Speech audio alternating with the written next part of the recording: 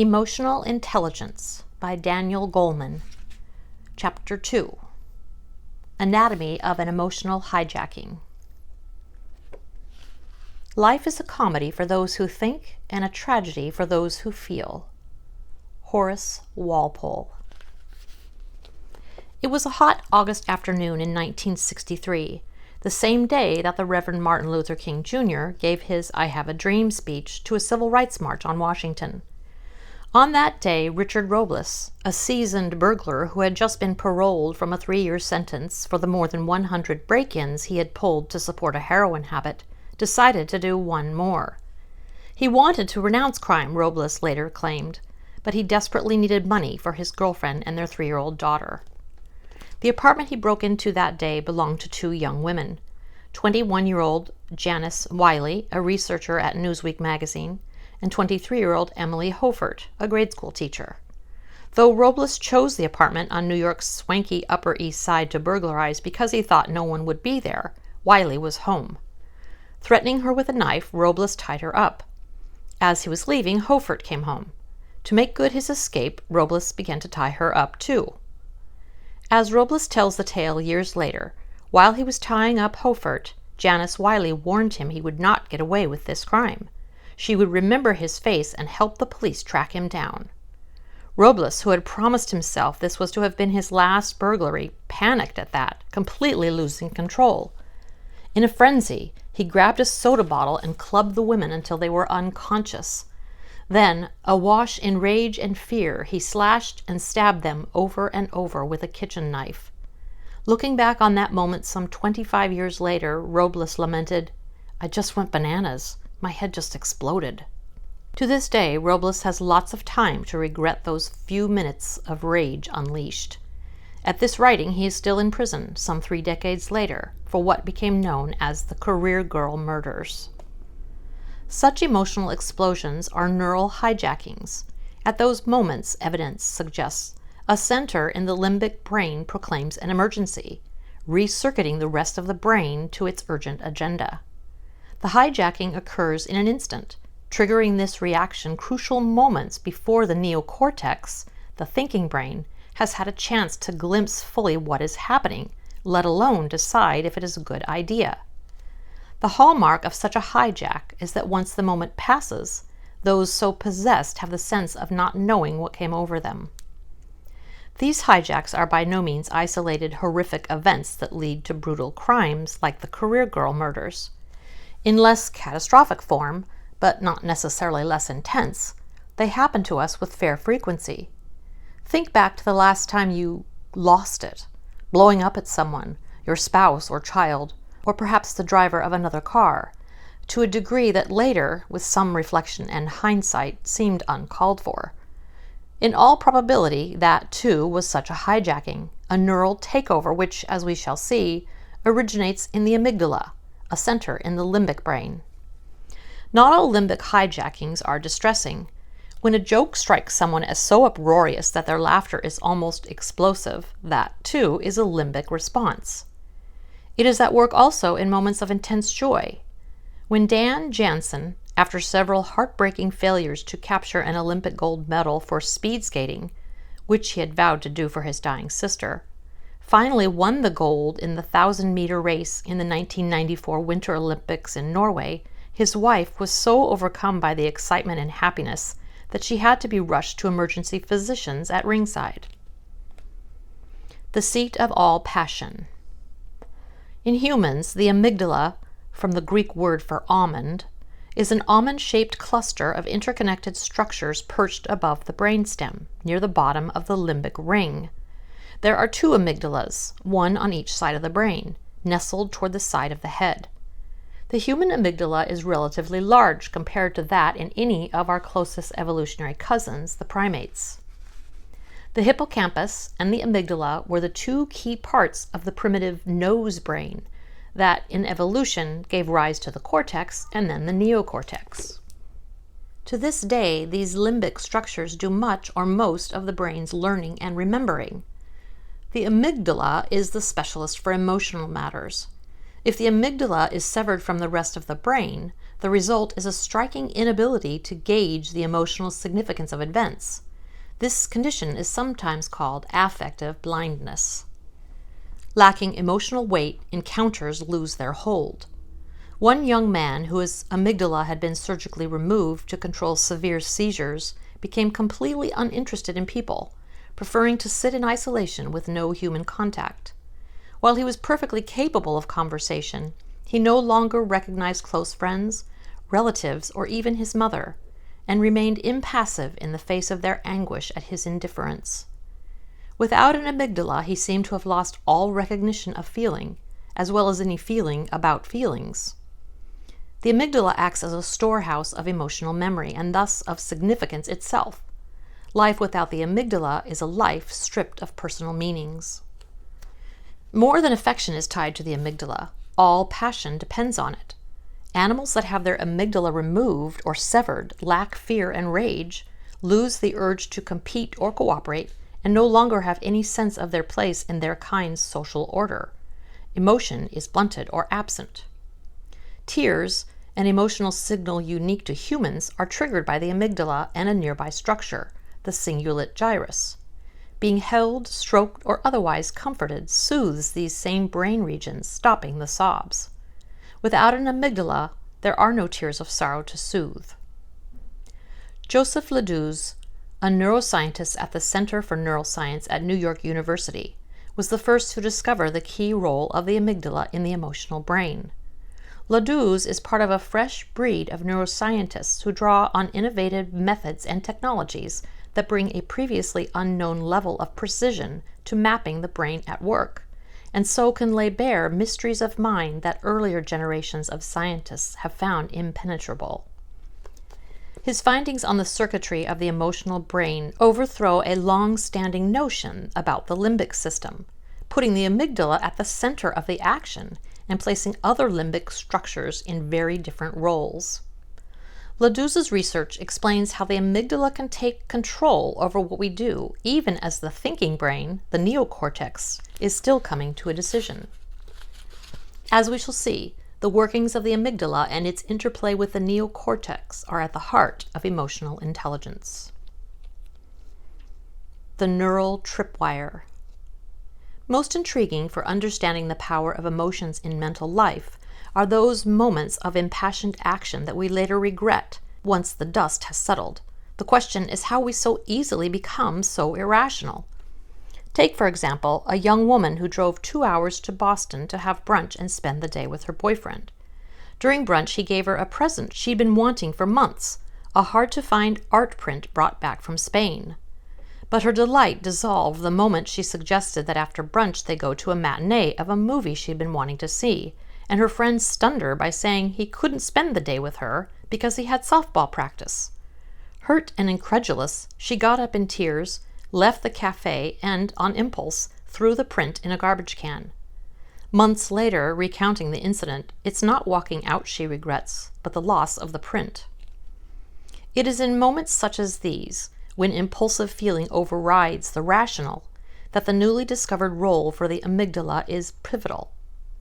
Incoming signals from the senses let the amygdala scan every experience for trouble. This puts the amygdala in a powerful post in mental life, something like a psychological sentinel, challenging every situation, every perception, with but one kind of question in mind, the most primitive. Is this something I hate? That hurts me? Something I fear? If so, if the moment at hand somehow draws a yes, the amygdala reacts instantaneously, like a neural tripwire, telegraphing a message of crisis to all parts of the brain. In the brain's architecture, the amygdala is poised something like an alarm company where operators stand ready to send out emergency calls to the fire department, police, and a neighbor whenever a home security system signals trouble. When it sends an alarm of, say, fear, it sends urgent messages to every major part of the brain. It triggers the secretion of the body's fight or flight hormones, mobilizes the centers for movement, and activates the cardiovascular system, the muscles, and the gut. Other circuits from the amygdala signal the secretion of emergency dollops of the hormone norepinephrine to heighten the reactivity of key brain areas, including those that make the senses more alert, in effect setting the brain on edge. Additional signals from the amygdala tell the brainstem to fix the face in a fearful expression, freeze unrelated movements the muscles had underway, speed heart rate and raise blood pressure, slow breathing. Others rivet attention on the source of the fear and prepare the muscles to react accordingly. Simultaneously, cortical memory systems are shuffled to retrieve any knowledge relevant to the emergency at hand, taking precedence over other strands of thought. And these are just part of a carefully coordinated array of changes the amygdala orchestrates as it commandeers areas throughout the brain. For a more detailed account, see Appendix C. The amygdala's extensive web of neural connections allows it, during an emotional emergency, to capture and drive much of the rest of the brain, including the rational mind. The emotional sentinel. A friend tells of having been on vacation in England and eating brunch at a canal-side cafe. Taking a stroll afterward along the stone steps down to the canal, he suddenly saw a girl gazing at the water, her face frozen in fear. Before he knew quite why, he had jumped in the water, in his coat and tie. Only once he was in the water did he realize that the girl was staring in shock at a toddler who had fallen in, whom he was able to rescue. What made him jump in the water before he knew why? The answer, very likely, was his amygdala. In one of the most telling discoveries about emotions of the last decade, Ledoux's work revealed how the architecture of the brain gives the amygdala a privileged position as an emotional sentinel, able to hijack the brain. His research has shown that sensory signals from eye or ear travel first in the brain to the thalamus and then, across a single synapse, to the amygdala. A second signal from the thalamus is routed to the neocortex, the thinking brain. This branching allows the amygdala to begin to respond before the neocortex, which mulls information through several layers of brain circuits before it fully perceives and finally initiates its more finely tailored response. Ledoux's research is revolutionary for understanding emotional life because it is the first to work out neural pathways for feelings that bypass the neocortex. Those feelings that take the direct route through the amygdala include our most primitive and potent. This circuit does much to explain the power of emotion to overwhelm rationality. The conventional view in neuroscience had been that the eye, ear, and other sensory organs transmit signals to the thalamus, and from there to sensory processing areas of the neocortex, where the signals are put together into objects as we perceive them. The signals are sorted for meaning so that the brain recognizes what each object is and what its presence means. From the neocortex, the old theory held, the signals are sent to the limbic brain, and from there the appropriate response radiates out through the brain and the rest of the body. That is the way it works much or most of the time. But Ledoux discovered a smaller bundle of neurons that leads directly from the thalamus to the amygdala, in addition to those going through the larger path of neurons to the cortex. This smaller and shorter pathway, something like a neural back alley, allows the amygdala to receive some direct inputs from the senses and start a response before they are fully registered by the neocortex. This discovery overthrows the notion that the amygdala must depend entirely on signals from the neocortex to formulate its emotional reactions. The amygdala can trigger an emotional response via this emergency route, even as a parallel reverberating circuit begins between the amygdala and neocortex.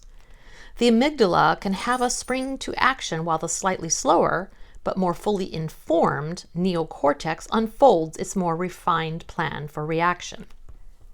Ledoux overturned the prevailing wisdom about the pathways traveled by emotions through his research on fear in animals. In a crucial experiment, he destroyed the auditory cortex of rats, then exposed them to a tone paired with an electric shock. The rats quickly learned to fear the tone, even though the sound of the tone could not register in their neocortex. Instead, the sound took the direct route from ear to thalamus to amygdala, skipping all higher avenues. In short, the rats had learned an emotional reaction without any higher cortical involvement. The amygdala perceived, remembered, and orchestrated their fear independently. Anatomically, the emotional system can act independently of the neocortex, Ch2 told me. Some emotional reactions and emotional memories can be formed without any conscious cognitive participation at all. The amygdala can house memories and response repertoires that we enact without quite realizing why we do so, because the shortcut from thalamus to amygdala completely bypasses the neocortex. This bypass seems to allow the amygdala to be a repository for emotional impressions and memories that we have never known about in full awareness. Ch2 proposes that it is the amygdala's subterranean role in memory that explains, for example, a startling experiment in which people acquired a preference for oddly shaped geometric figures that had been flashed at them so quickly that they had no conscious awareness of having seen them at all. Other research has shown that in the first few milliseconds of our perceiving something, we not only unconsciously comprehend what it is, but decide whether we like it or not. The cognitive unconscious presents our awareness with not just the identity of what we see, but an opinion about it. Our emotions have a mind of their own, one which can hold views quite independently of our rational mind. The specialist in emotional memory.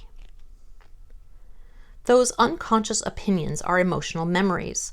Their storehouse is the amygdala. Research by Ch2 and other neuroscientists now seems to suggest that the hippocampus, which has long been considered the key structure of the limbic system, is more involved in registering and making sense of perceptual patterns than with emotional reactions. The hippocampus's main input is in providing a keen memory of context, vital for emotional meaning. It is the hippocampus that recognizes the differing significance of, say, a bear in the zoo versus one in your backyard. While the hippocampus remembers the dry facts, the amygdala retains the emotional flavor that goes with those facts. If we try to pass a car on a two-lane highway and narrowly miss having a head-on collision, the hippocampus retains the specifics of the incident, like what stretch of the road we were on, who was with us, what the other car looked like. But it is the amygdala that ever after will send a surge of anxiety through us whenever we try to pass a car in similar circumstances. As Ch2 put it to me, the hippocampus is crucial in recognizing a face as that of your cousin, but it is the amygdala that adds you don't really like her. The brain uses a simple but cunning method to make emotional memories register with special potency. The very same neurochemical alerting systems that prime the body to react to life-threatening emergencies by fighting or fleeing also stamp the moment in memory with vividness. Under stress, or anxiety, or presumably even the intense excitement of joy, a nerve running from the brain to the adrenal glands atop the kidneys triggers a secretion of the hormones epinephrine and norepinephrine, which surge through the body, priming it for an emergency. These hormones activate receptors on the vagus nerve. While the vagus nerve carries messages from the brain to regulate the heart, it also carries signals back into the brain, triggered by epinephrine and norepinephrine. The amygdala is the main site in the brain where these signals go. They activate neurons within the amygdala to signal other brain regions to strengthen memory for what is happening.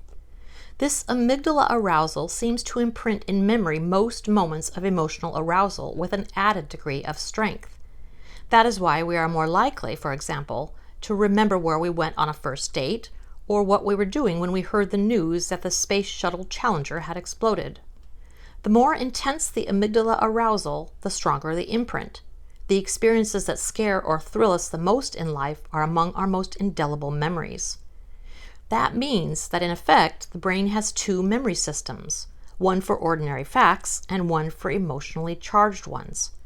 A special system for emotional memories makes excellent sense in evolution, of course, ensuring that animals would have particularly vivid memories of what threatens or pleases them. But emotional memories can be faulty guides to the present. Out-of-date neural alarms. One drawback of such neural alarms is that the urgent message the amygdala sends is sometimes, if not often, out of date, especially in the fluid social world we humans inhabit. As the repository for emotional memory, the amygdala scans experience, comparing what is happening now with what happened in the past.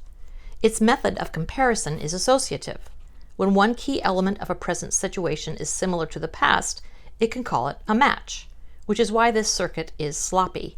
It acts before there is full confirmation. It frantically commands that we react to the present in ways that were imprinted long ago, with thoughts, emotions, reactions learned in response to events perhaps only dimly similar, but close enough to alarm the amygdala. Thus, a former army nurse, traumatized by the relentless flood of ghastly wounds she once tended in wartime, is suddenly swept with a mix of dread, loathing, and panic, a repeat of her battlefield reaction triggered once again years later by the stench when she opens a closet door to find her toddler had stashed a stinking diaper there.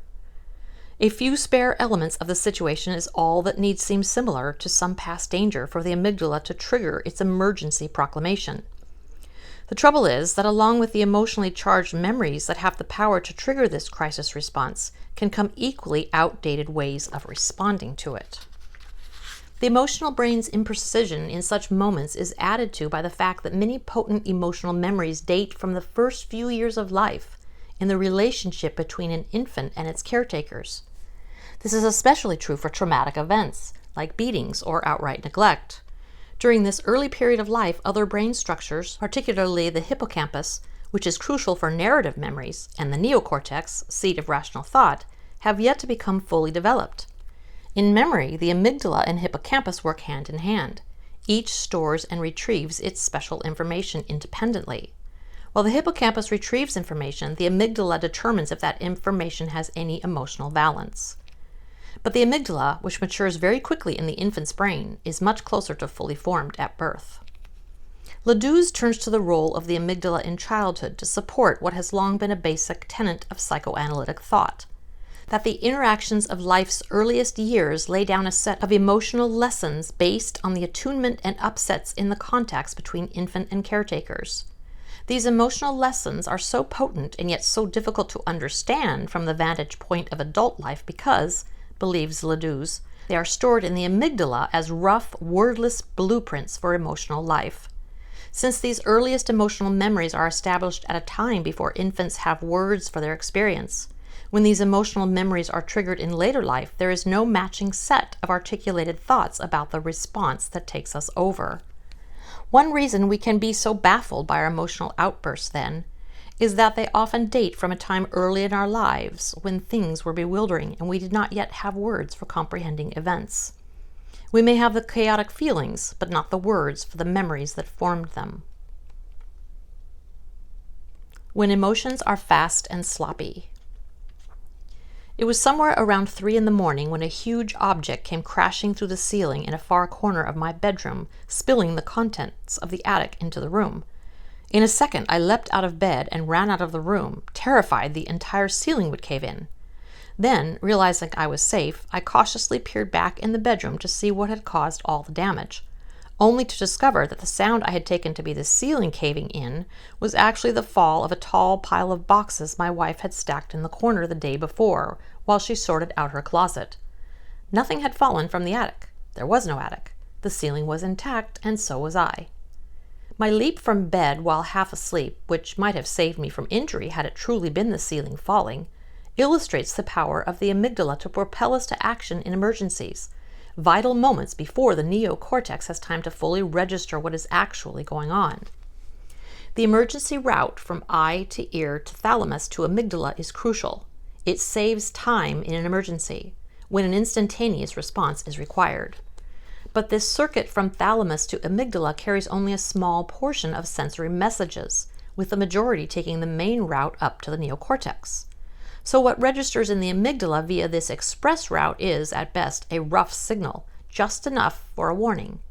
As Ledouze points out, you don't need to know exactly what something is to know that it may be dangerous. The direct route has a vast advantage in brain time, which is reckoned in thousandths of a second.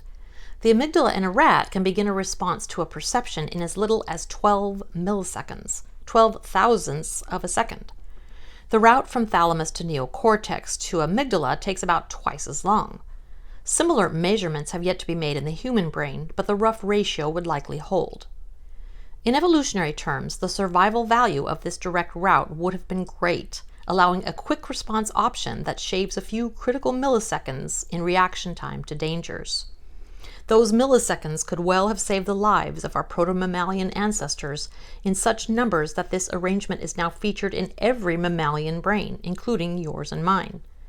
In fact, while this circuit may play a relatively limited role in human mental life, largely restricted to emotional crises, much of the mental life of birds, fish, and reptiles revolves around it, since their very survival depends on constantly scanning for predators or prey. This primitive minor brain system in mammals is the main brain system in non-mammals, says Ledouze. It offers a very rapid way to turn on emotions, but it is a quick and dirty process. The cells are fast, but not very precise.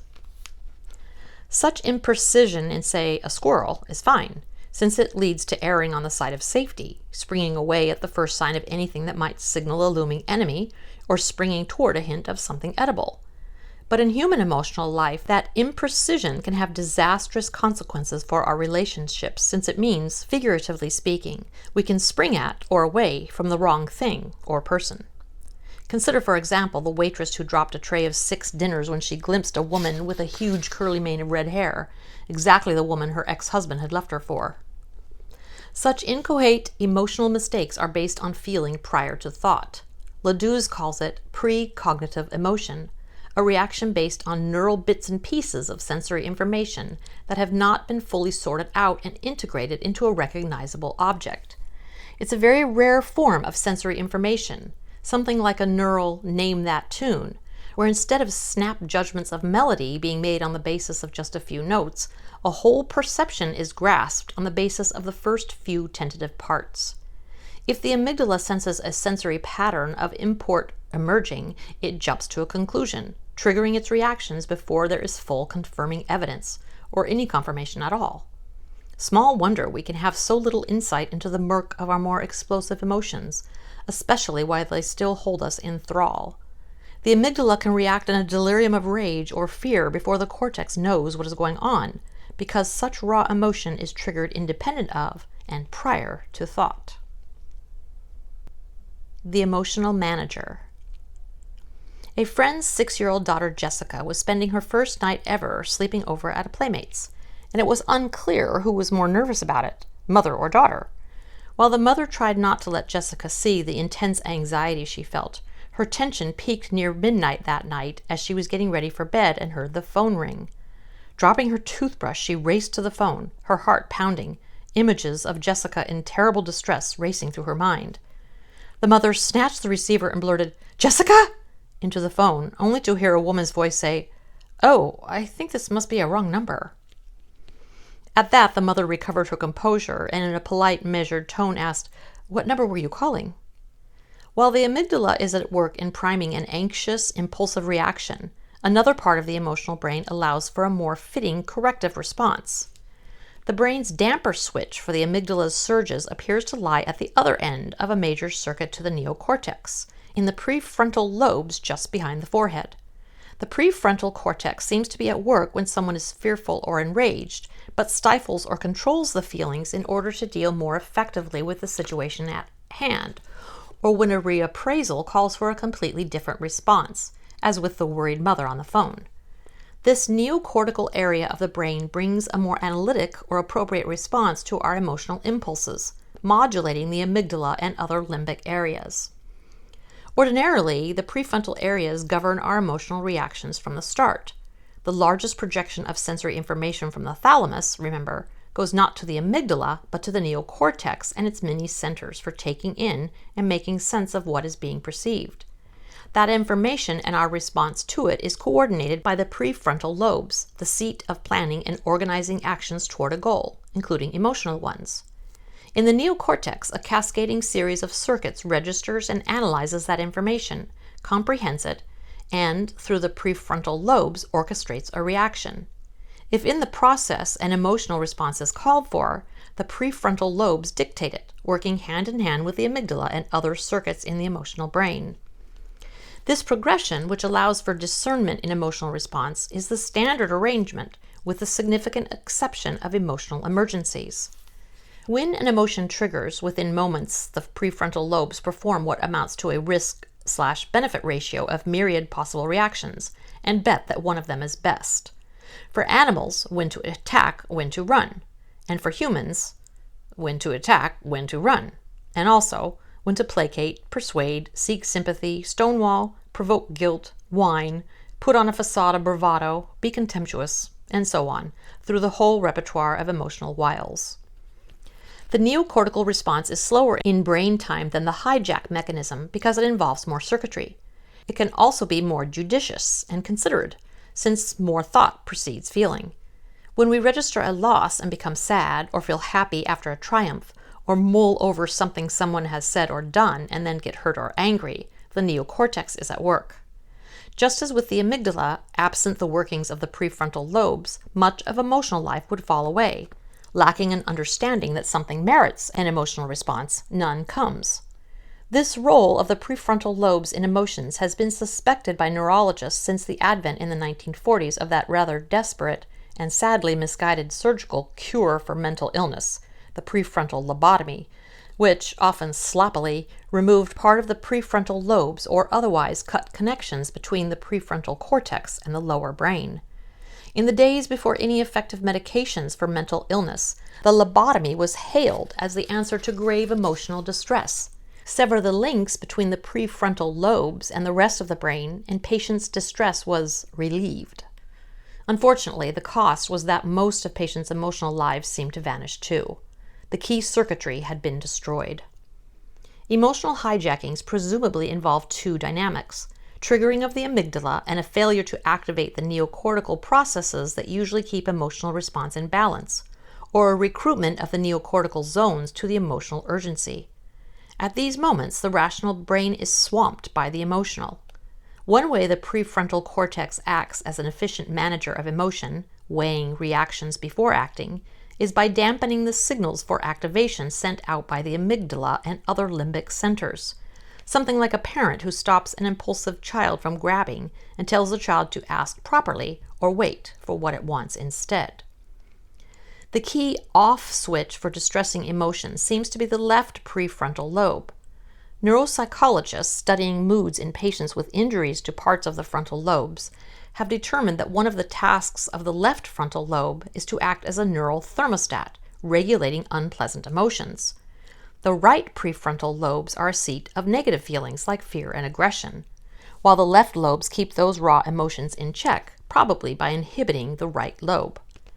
In one group of stroke patients, for example, those whose lesions were in the left prefrontal cortex were prone to catastrophic worries and fears. Those with lesions on the right were unduly cheerful. During neurological exams, they joked around and were so laid back they clearly did not care how well they did. And then there was the case of the happy husband, a man whose right prefrontal lobe had been partially removed in surgery for a brain malfunction. His wife told physicians that after the operation, he underwent a dramatic personality change, becoming less easily upset, and she was happy to say, more affectionate. The left prefrontal lobe, in short, seems to be part of a neural circuit that can switch off, or at least dampen down, all but the strongest negative surges of emotion. If the amygdala often acts as an emergency trigger, the left prefrontal lobe appears to be part of the brain's off switch for disturbing emotion. The amygdala proposes, the prefrontal lobe disposes. These prefrontal limbic connections are crucial in mental life far beyond fine-tuning emotion. They are essential for navigating us through the decisions that matter most in life. Harmonizing emotion and thought. The connections between the amygdala and related limbic structures and the neocortex are the hub of the battles or cooperative treaties struck between head and heart, thought and feeling. This circuitry explains why emotion is so crucial to effective thought, both in making wise decisions and in simply allowing us to think clearly. Take the power of emotions to disrupt thinking itself. Neuroscientists use the term working memory for the capacity of attention that holds in mind the facts essential for completing a given task or problem, whether it be the ideal features one seeks in a house while touring several prospects, or the elements of a reasoning problem on a test. The prefrontal cortex is the brain region responsible for working memory, but circuits from the limbic brain to the prefrontal lobes mean that the signals of strong emotion, anxiety, anger, and the like, can create neural static, sabotaging the ability of the prefrontal lobe to maintain working memory. That is why when we are emotionally upset, we say we just can't think straight, and why continual emotional distress can create deficits in a child's intellectual abilities, crippling the capacity to learn. These deficits, if more subtle, are not always tapped by IQ testing, though they show up through more targeted neuropsychological measures, as well as in a child's continual agitation and impulsivity. In one study, for example, primary school boys who had above average IQ scores but nevertheless were doing poorly in school were found via these neuropsychological tests to have impaired frontal cortex functioning. They also were impulsive and anxious, often disruptive and in trouble, suggesting faulty prefrontal control over their limbic urges. Despite their intellectual potential, these are the children at highest risk for problems like academic failure, alcoholism, and criminality, not because their intellect is deficient, but because their control over their emotional life is impaired. The emotional brain, quite separate from those cortical areas tapped by IQ tests, controls rage and compassion alike. These emotional circuits are sculpted by experience throughout childhood, and we leave those experiences utterly to chance at our peril. Consider, too, the role of emotions in even the most rational decision-making. In work with far-reaching implications for understanding mental life, Dr. Antonio Damasio, a neurologist at the University of Iowa College of Medicine, has made careful studies of just what is impaired in patients with damage to the prefrontal amygdala circuit. Their decision-making is terribly flawed, and yet they show no deterioration at all in IQ or any cognitive ability. Despite their intact intelligence, they make disastrous choices in business and their personal lives, and can even obsess endlessly over a decision so simple as when to make an appointment. Dr. Damasio argues that their decisions are so bad because they have lost access to their emotional learning. As the meeting point between thought and emotion, the prefrontal amygdala circuit is a crucial doorway to the repository for the likes and dislikes we acquire over the course of a lifetime. Cut off from emotional memory in the amygdala, whatever the neocortex mulls over no longer triggers the emotional reactions that have been associated with it in the past. Everything takes on a gray neutrality. A stimulus, be it a favorite pet or a detested acquaintance, no longer triggers either attraction or aversion. These patients have forgotten all such emotional lessons because they no longer have access to where they are stored in the amygdala. Evidence like this leads Dr. Damasio to the counterintuitive position that feelings are typically indispensable for rational decisions. They point us in the proper direction, where dry logic can then be of best use. While the world often confronts us with an unwieldy array of choices, how should you invest your retirement savings? Whom should you marry? The emotional learning that life has given us, such as the memory of a disastrous investment or a painful breakup, sends signals that streamline the decision by eliminating some options and highlighting others at the outset. In this way, Dr. Damasio argues, the emotional brain is as involved in reasoning as is the thinking brain. The emotions, then, matter for rationality. In the dance of feeling and thought, the emotional faculty guides our moment-to-moment decisions, working hand in hand with the rational mind, enabling or disabling thought itself. Likewise, the thinking brain plays an executive role in our emotions, except in those moments when emotions surge out of control and the emotional brain runs rampant. In a sense, we have two brains, two minds, and two different kinds of intelligence, rational and emotional. How we do in life is determined by both. It is not just IQ, but emotional intelligence that matters. Indeed, intellect cannot work at its best without emotional intelligence. Ordinarily, the complementarity of limbic system and neocortex, amygdala, and prefrontal lobes means each is a full partner in mental life. When these partners interact well, emotional intelligence rises, as does intellectual ability. This turns the old understanding of the tension between reason and feeling on its head. It is not that we want to do away with emotion and put reason in its place, as Erasmus had it, but instead find the intelligent balance of the two. The old paradigm held an ideal of reason freed of the pull of emotion. The new paradigm urges us to harmonize head and heart. To do that well in our lives means we must first understand more exactly what it means to use emotion intelligently.